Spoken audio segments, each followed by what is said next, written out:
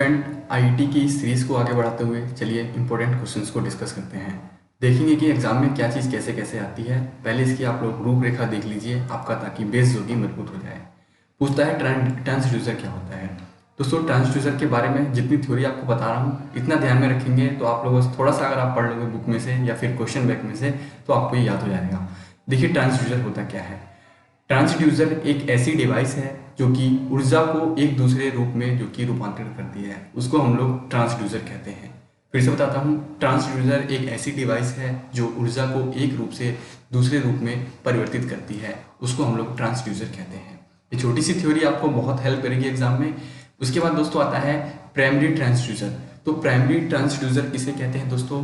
Primary का मतलब होता है प्राथमिक, आप इसको कह सकते हैं। इंग्लिश वाले प्राइमरी में याद रखेंगे कि वे ट्रांसड्यूसर जो एक प्रकार की फिजिकल एनर्जी को दूसरी प्रकार की फिजिकल एनर्जी में परिवर्तित करते हैं, प्राइमरी ट्रांसड्यूसर कहलाते हैं। मैं फिर से रिपीट करता हूँ, वे ट्रांसड्यूसर जो एक प्रकार की फिजिकल एनर्जी को दूसरी प्रकार की फिजिकल एनर्जी में परिवर्तित करते हैं, प्राइमरी ट्रांसड्यूसर जो कि हमारे कहलाते हैं। थ्योरी एकदम सटीक थ्योरी है दोस्तों, बस आपको पूरा वीडियो देखना है और अपने फ्रेंड्स को ज़्यादा से ज़्यादा शेयर करना है ताकि जो कि सभी को इसका लाभ मिल सके। उसके बाद दोस्तों आता है थर्ड पॉइंट हमारा आता है सेकेंडरी ट्रांसड्यूसर। दोस्तों, सेकेंडरी ट्रांसड्यूसर किसे कहते हैं? क्योंकि ये आपकी हमारी बेस है। बेस अगर मजबूत नहीं है तो दोस्तों हमें प्रॉब्लम हो जाएगी। अगर मैंने एग्जाम में ऐसा देखा है, अगर आप लोग थोड़ी सी भी सही लिखते हैं तो भी आपको एग्जामिनर जो कि नंबर दे देगा। तो दोस्तों इसलिए मैं आपको ये बेस पढ़ा रहा हूँ। उसके बाद आता है हमारा सेकेंडरी ट्रांसड्यूसर। देखिए, सेकेंडरी ट्रांसड्यूसर क्या है? ऐसे ट्रांसड्यूसर जो कि फिजिकल एनर्जी को इलेक्ट्रिकल एनर्जी में परिवर्तित करते हैं, सेकेंडरी ट्रांसड्यूसर कहलाते हैं। फिर से रिपीट, ऐसे ट्रांसड्यूसर जो कि फिजिकल एनर्जी को इलेक्ट्रिकल एनर्जी में परिवर्तित करते हैं, सेकेंडरी ट्रांसड्यूसर कहलाते हैं। दोस्तों, याद करने की कोशिश बिल्कुल ना करें, पहले एक बार वीडियो को देख लें, उसके बाद दोस्तों पेन कॉपी लेके जो लिखना हो आप लोग लिख लीजिएगा। उसके बाद दोस्तों हमारा जो कि फोर्थ पॉइंट आता है थर्ड पॉइंट है कि निष्क्रिय तथा सक्रिय ट्रांसड्यूसर में क्या अंतर होता है। दोस्तों, जो कि यहाँ पर पूछता है कि सक्रिय तथा निष्क्रिय ट्रांसड्यूसर में क्या क्या अंतर होता है। तो देखिए दोस्तों, इसके अंतर को देखेंगे।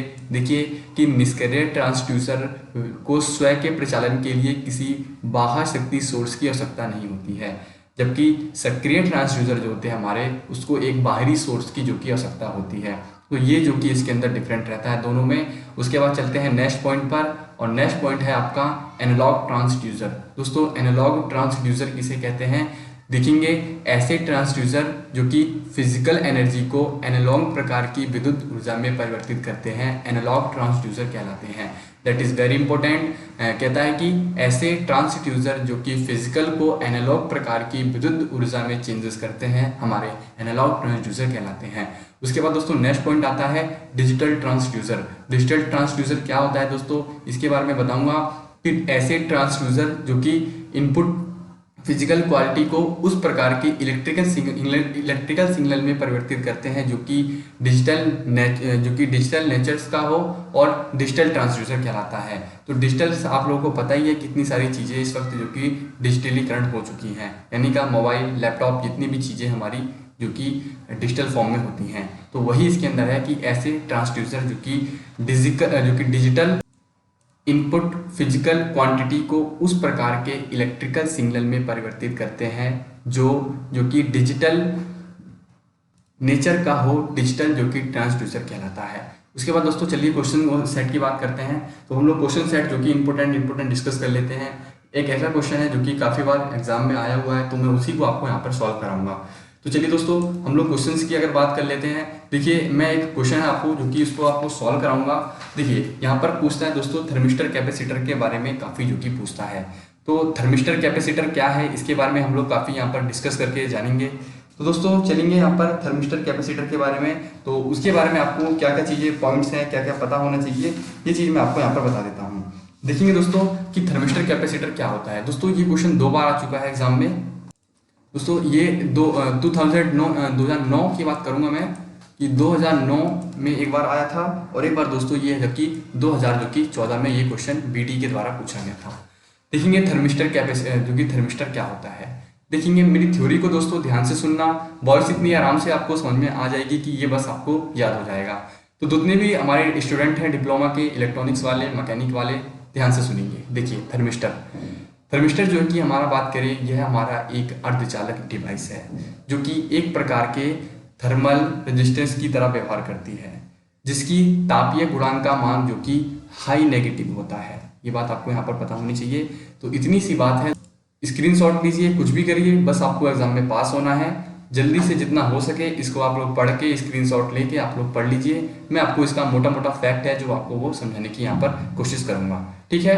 तो ये बात आपको यहाँ पर समझ में आ गई होगी कि थर्मिस्टर क्या होता है। ये हमारा एक अर्धचालक डिवाइस है जो उस प्रकार के थर्मल रेजिस्टेंस की तरह व्यवहार करता है जिसका तापीय मान जो कि हाई नेगेटिव का होता है। ओके, तो ये आपके सामने कुछ डिवाइसेस आपके सामने यहाँ पर दिख रही हैं। यहाँ पर देखिए ये डाइक है और ये रॉड है, ठीक है। तो इसमें देखिए दोस्तों काफ़ियों में यहाँ पर देखिए, यहाँ पर इसमें फर्स्ट वाले में और सेकंड वाले में यहाँ पर ग्लास का यूज़ हुआ है। तो इसकी क्या क्या क्वांटिटी है मैं आपको बता देता हूँ, थायरिस्टर की क्या क्या कैपेसिटीज़ है। तो देखिए किसी भी थायरिस्टर है, कोई भी हमारा जो कि तो कोई भी दोस्तों हमारा थर्मिस्टर हो, ठीक है, तो थर्मिस्टर के रेजिस्टेंस का सामान्य जो कि ताप रहता है वो हमारा 100 ओम से लेकर 100 किलो ओम तक हो सकता है। तापमान के साथ अगर रेजिस्टेंस में तापमान के साथ रेजिस्टेंस में परिवर्तन जो कि नेगेटिव तथा नॉन लीनियर भी होता है। तो ये आपको यहाँ पर छोटी सी चीज़ों की पता होनी चाहिए। और थर्मिस्टर जो है थर्मिस्टर की सहायता से जिस तापमान को मापा जा सकता है उसका मान जो कि 700 के से लेकर 750 के तक होता है। किसी भी थर्मिस्टर के प्रतिरोध के तापमान के कारण हुए परिवर्तन को आप लोग इसको इक्विवेलेंस से इसको डिनोट कर सकते हैं। ये छोटी सी इक्वेशन है, इसमें आपको पता ही होता है टर्मिनल्स होते हैं T1 और T2 पर रखने पर रेजिस्टेंस का मान जो कि हम यहाँ से निकाल सकते हैं। कोई भी इक्विवेलेंट बोली है उसका टेम्परेचर है T1 और T2 लिखने पर उसका रेजिस्टेंस का जो कि हम लोग यहाँ पर मान जो कि आसानी से जो कि ज्ञात कर सकते हैं। अभी मैं इसकी थोड़ी सी रूपरेखा आपको आगे बताता हूँ ताकि आपको वहाँ से ये समझ में आ जाए। देखिए दोस्तों बात करते हैं, तो जैसे कि यहाँ पर जो क्वेश्चन था यही पूछता है कि थर्मिस्टर क्या होता है और कैपेसिटिव ट्रांसड्यूसर क्या होता है। तो थर्मिस्टर की जो रूपरेखा सिर्फ इतनी सी ही है, आप लोग इस पूरे को जो कि ले लीजिए, चाहे आप लोग स्क्रीनशॉट लेके याद कर लीजिए, चाहे आप इसको ऐसे ही जो कि बार बार वीडियो को प्ले करके देख सकते हैं। उसके बाद दोस्तों चलते हैं हम लोग कैपेसिटिव ट्रांसड्यूसर पर। देखिए परिवर्तित संधारित्र ट्रांसड्यूसर क्या होता है, यानी कि वेरिएबल कैपेसिटेंस क्या होता है। तो इसके अंदर हम जानेंगे, देखेंगे, इसके अंदर छोटे छोटे पॉइंट्स हैं उसको भी हम लोग डिस्कस कर लेंगे। दोस्तों कोई भी कैपेसिटेंस है हमारा, देखिए जैसे कि कैपेसिटर्स ट्रांसड्यूसर की कैपेसिटीज की बात करते हैं। तो ये दोस्तों पैरेलल प्लेट, जो हमारा पैरेलल प्लेट होता है, पैरेलल प्लेट कैपेसिटेंस की इक्विवेलेंट के माध्यम से जो कि इसको ज्ञात किया जा सकता है। ये इसका फॉर्मूला है दोस्तों, इस फॉर्मूले के माध्यम से आप लोग जो कि इसको निकाल सकते हैं।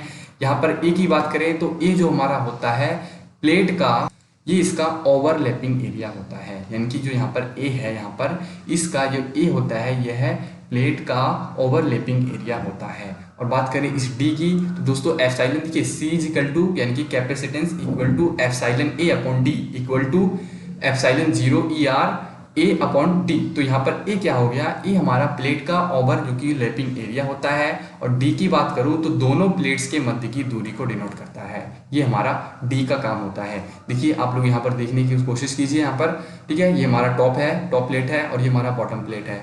तो ये वाला एरिया होता है, इसको हम लोग बॉटम प्लेट बोलते हैं। ये बात आपको यहाँ पर पता होनी चाहिए। और ये जिसकी बात करते हैं, ये साइड वाला कॉर्नर, ये हमारा डाइइलेक्ट्रिक मेटल्स की हमारा होता है। तो ये भी बात आपको पता होनी चाहिए। और जैसे कि मैंने आपको यहाँ पर बताया कि डी जो होता है वह प्लेट के मध्य की दूरी होता है। एंड टाइम की बात करें तो टाइम क्या होता है हमारा डाई इलेक्ट्रिक जो कि कांस्टेंट जो कि हमारा यहाँ पर होता है। किसी भी कोई भी प्लेट है दोस्तों, वह पैरेलल प्लेट कैपेसिटेंस को 3 रूप से यहाँ पर परिवर्तित किया जा सकता है। तो इसको जो कि 3 पार्ट्स में डिवाइड किया जाता है। एक इमेज दिखाऊंगा, उस इमेज के माध्यम से हमको वो तीनों चीज़ जो कि पता लग जाएगी। अगर क्वेश्चन एग्जाम में आता है तो आप लोग इमेज के माध्यम से उसकी थ्योरी को थोड़ा सा अपने आप से बना के लिख सकते हैं, कोई दिक्कत वाली बात नहीं है, बन सकता है। बस हाँ आपकी इमेज की डायरेक्शन जो कि अच्छी होनी चाहिए, तो ये आपकी थ्योरी काम कर जाएगी। पहले बात करेंगे पहले प्लेट्स की, तो पहले आप लोग इमेज ही देख लीजिए। देखिए ये 3 इमेज आपको दिखाता हूँ मैं। एक है हमारा जो कि प्लेट, ठीक है, फ्लैट प्लेट है, आपको इस पर थोड़ा सा ध्यान रखना है। उसके बाद दूसरे की बात करूंगा, फिर उसके बाद तीसरे की बात करूंगा। तो चलिए यहाँ पर पहले की बात करते हैं। जैसे पहले की जो पॉइंट्स है, पहले पॉइंट्स का कि प्लेट्स के मध्य प्लेट के मध्य डाइलेक्ट्रिक मैग्नेट्स को परिवर्तित करके, यानी कि आप लोग क्या कर सकते हैं, इसके मध्य जो कि एक डाइलेक्ट्रिक जो कि तो डाई इलेक्ट्रिक मटेरियल्स, तो इसके अंदर यानी कि यहाँ पर जो इस पर यहाँ पर के दिखाया हुआ है, एक प्लेट ऊपर लगाई गई है, एक प्लेट दोस्तों नीचे लगाई गई है। इसमें दोस्तों डाई इलेक्ट्रिक मटेरियल्स को परिवर्तित कर कर आप लोग जो कि इसको कर सकते हैं। तो यानी कि अगर आपको इमेज याद है तो आप लोग सीधा सीधा कह सकते हैं।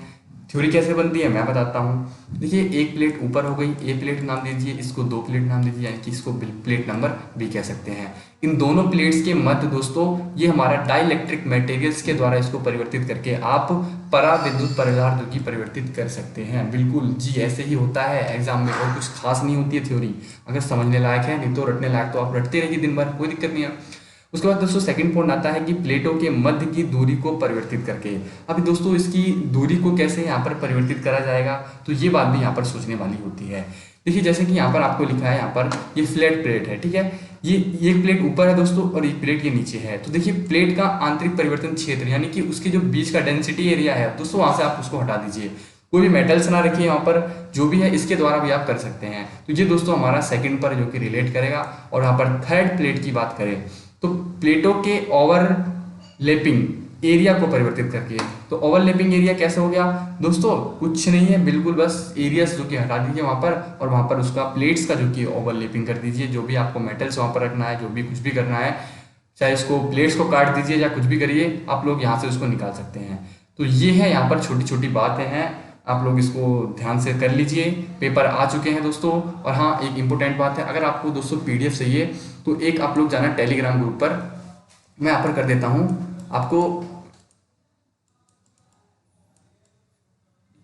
टेलीग्राम पर जाना है आपको दोस्तों। टेलीग्राम ग्रुप में आपको पॉलिटेक्निक स्टूडेंट के नाम से एक ग्रुप होएगा, आप उसको वहाँ पर ओपन कर लेना। एक कॉलेज की फोटो लग रही है, उसके जो कि अंदर जो कि फ्रेंड्स हैं करीब ऐसे 250-300 जो कि स्टूडेंट हैं, आप लोग जाके वहाँ पर ऐड हो जाइए। आपका वेट हो रहा है। जो भी आपको वहाँ से नोट्स चाहिए, पीडीएफ चाहिए, सारी जो कि वहाँ पर अवेलेबल करा दी गई हैं। तो उसको भी जाकर आप लोग दोस्तों उसका वहाँ पर आप सहयोग कीजिए। और दोस्तों बात करते हैं आप लोगों की डिमांड की। तो आप लोग जो भी चीज़ चाहते हैं बताइए कमेंट करके, उसकी डिमांड्स को पूरा किया जाएगा। जो भी आपकी डिमांड है, जिस पर आपको टॉपिक पर वीडियो चाहिए दोस्तों, बहुत ही कम टाइम बचा है एग्जाम के लिए। तो ज़्यादा से ज़्यादा आप लोग फोकस करके उसको, जो भी आपके जितने भी चीज़ें हैं, डिमांडेस हैं, जो भी आपको प्रॉब्लम है, आप लोग कमेंट करके बताइए। मैं उसका जो कि देखता हूँ, जो मुझसे सॉल्यूशन बन पाता है मैं आपको वह प्रोवाइड कर दूंगा। तो चलिए friends, thank you for watching this video. और बताना है आपको वीडियो कैसा लगा, और कमेंट करके, सभी को कमेंट करके बताना है। Thank you.